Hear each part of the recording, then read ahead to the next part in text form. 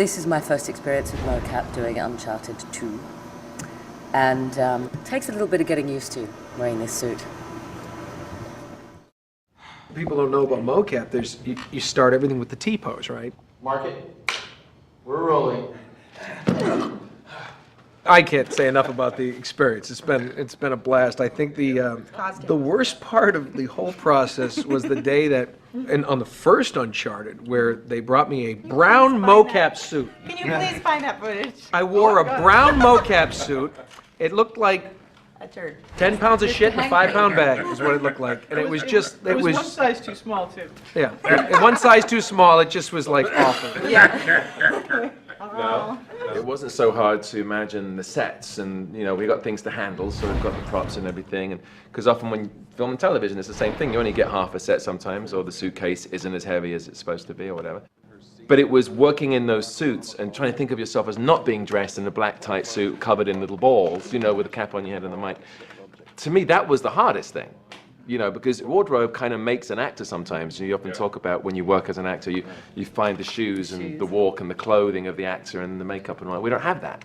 So we have to do the character, we have to imagine these clothes of the actor, of the character. That was the hardest part for me, actually. Yeah, I'm a shoes girl. Whatever my character's shoes are, that really helps. And these are these sort of second-hand sweaty sneakers that hundreds and thousands of mocap actors have worn months beforehand. Sometimes the suits haven't been washed, so you sort of ignore the Febreze. You know, there's nothing quite like the snugness and the comfort of a mocap suit.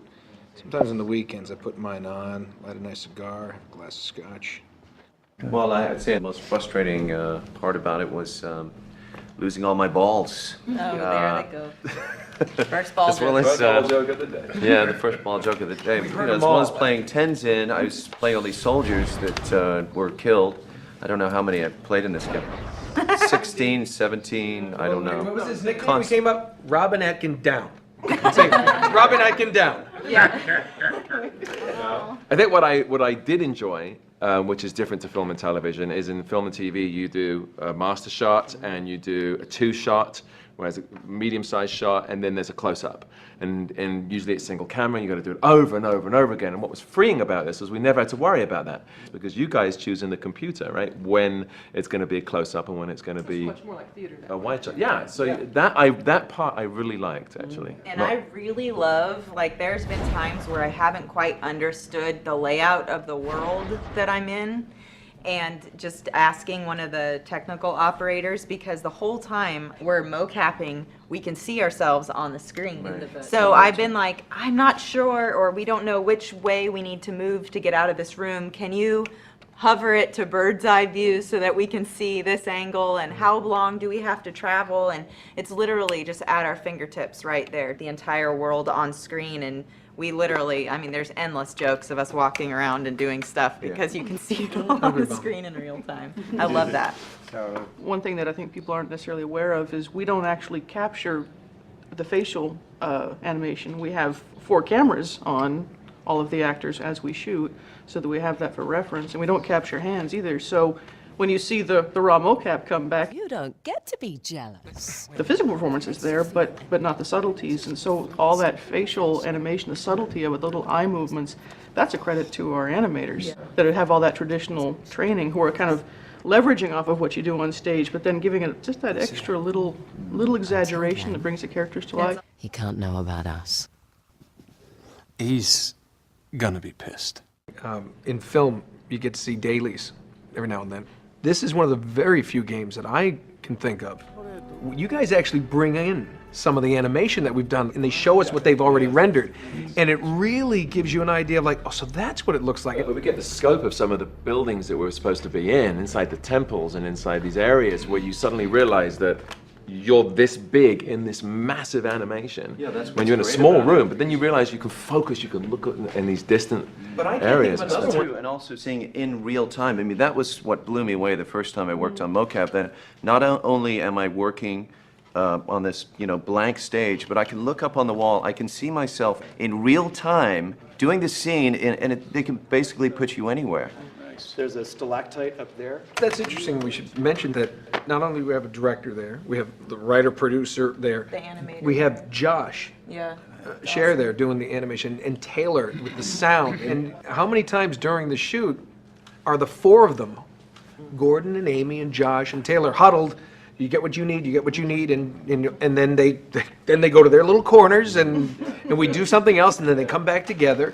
But I feel like in motion capture, it's almost like you have to use your imagination a little bit more. I mean, some of us have worked on sci-fi shows where you're dealing with green screen, but in this, when you're working mocap, you only have your mocap suit. But it is hard in the suits. Yeah. It's hard in the suits, No, go to especially to school. do things like a love scene. We had to do. Inserting a ball joke here, but I'm gonna No, restrain please don't. myself. Too late. But we had to do a scene that was apparently, from what I'd been told by you guys, a little bit more forward and physically more intimate and went a little bit further than you'd done before. But Josh had actually said to us, one of the animators said, don't actually kiss. I mean, you can if it helps in the scene because that's what they're going to do at the scene's end. But you guys don't have to do it as performers because it looks really weird trying to animate kissing anyway. And Like that? Nolan was making me laugh so much, and it's sort of, you've got the Velcro, and if you touch, you get stuck, and you've got to try and pull yourselves off each other, and And remember how you get this close, and the funny thing is they're supposed to be a really nice, passionate kiss. So her face is here, and we're laughing. She's this far away, and we're moving our heads like. and we've got the option of This is kissing, this- but then they would call cut, and I go, and release, and we sort of never did it. And he's like, you're not going to do it, are you? You can't do it. I'm like, no, hey, they said we didn't have to. Yeah, she didn't so-" have to, so why bother? So I. But I had to ask you at one point, I just said, can you just try and be sexy for 1 second? Trust me. Because the suits are they're not bringing sexy back, let's put it that way. And I actually had to say to Nolan at one point, could you just try and be sexy for 1 second? Just 1 second. That would no, but was that scene, or was that the other one where you? Something else, you I'm sure, but- There was one where she kisses me on the cheek, which she had no problem with. Animators didn't seem to have any problem. I think there needs to be more sexual content in the next one. Well, I think we sort of freaked out some of the fans. Their brains almost exploded with that scene alone in the trailer of me seducing you in the hotel room.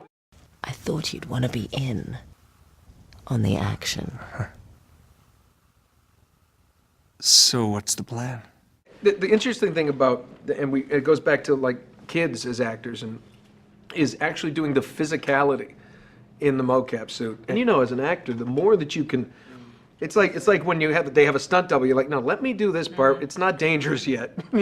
I can do this, and because you really can get that performance. And remember that one where I literally got to jump, and you were a little concerned about me doing that at first, but. Well, we've hurt everybody once, at least. Well, I don't care. I mean, but I mean, but that's the fun part of this. I mean, that's my 8-year-old and his brother running around in the clubhouse, and But that goes back to the kind of collaborative, freedom that we have, because I even remember, I think, in that scene where, I think that's where the scooch line came in or something. Yeah. Like, he's jumping in and, here's scooch over, and just being allowed to say those yeah, things. she said and scooch over, right? Scooch Yeah. over, and I went, scooch? Like, who says scooch? And then it's back in the action, and it's Yeah. just being allowed to do that and not have 12 writers be like, but no, really. You know what? But you know what? You know what One was? writer doing that too. Yeah. There's the one thing that is difficult in the mocap was, and I don't know if you were actually doing the acting scenes in the other room, but every now and then they'll grab us,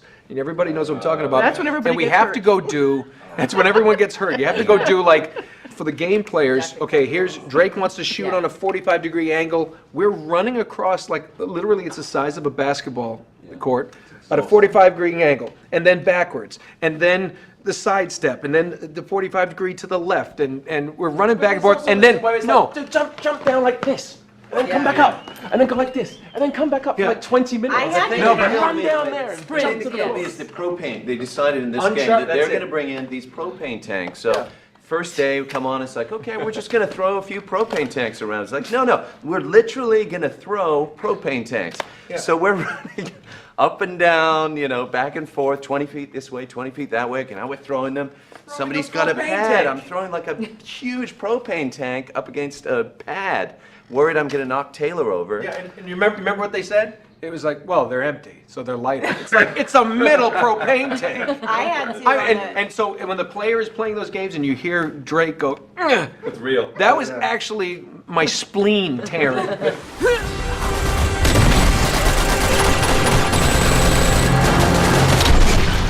I had to on the first game before we realized like what we were capable of and we're not capable of.